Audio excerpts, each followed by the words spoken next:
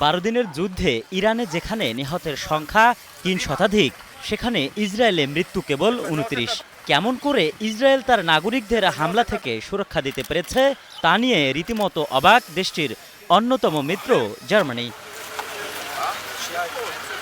চীন আর রাশিয়ার হুমকি মোকাবিলায় ন্যাটোভুক্ত জার্মানি এখন ইসরায়েলের পথেই হাঁটতে চায়। দেশটি মনে করে ইরানের হামলা খুব ভালোভাবেই প্রতিহত করার পাশাপাশি নাগরিক সুরক্ষায়ও সফল হয়েছে তেল আবিব। কিভাবে এটি সম্ভব হলো, সেই প্রযুক্তি এখন নিজের দেশের জন্য গড়তে চায় বার্লিন। আর এজন্য ইসরায়েলকে দেওয়া যুক্তরাষ্ট্রের আকাশ প্রতিরক্ষা ব্যবস্থা আয়রন ডোমের মডেল সামনে রাখছে জার্মানি। সেটির আদলে গড়ে তুলবে ডিজিটাল আয়রন ডোম নামে একটি বিশেষ নিরাপত্তা ব্যবস্থা। ইরান ইসরায়েল যুদ্ধবিরতির পর গত শনিবার তেল আবিব সফরে যান জার্মানির স্বরাষ্ট্রমন্ত্রী আলেকজান্ডার ডোব্রিন্ট। সেখানে বিষয়টির রূপরেখা নিয়ে আলোচনা হয় দুদেশের।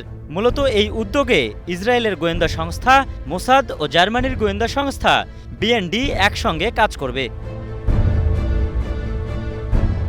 ডিজিটাল আয়রন ডোম ব্যবস্থা গড়ার ক্ষেত্রে কাজ হবে 5 ধরনের, যা উঠে এসেছে পরিকল্পনায়।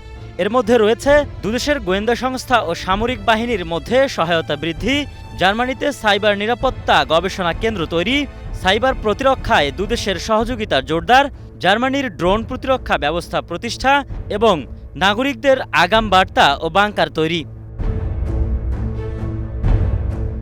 নানা প্রতিরক্ষা ব্যবস্থা থাকলেও ইরানের হামলায় ধ্বংসস্তূপে পরিণত হয়েছে ইসরায়েলের বিভিন্ন স্থাপনা।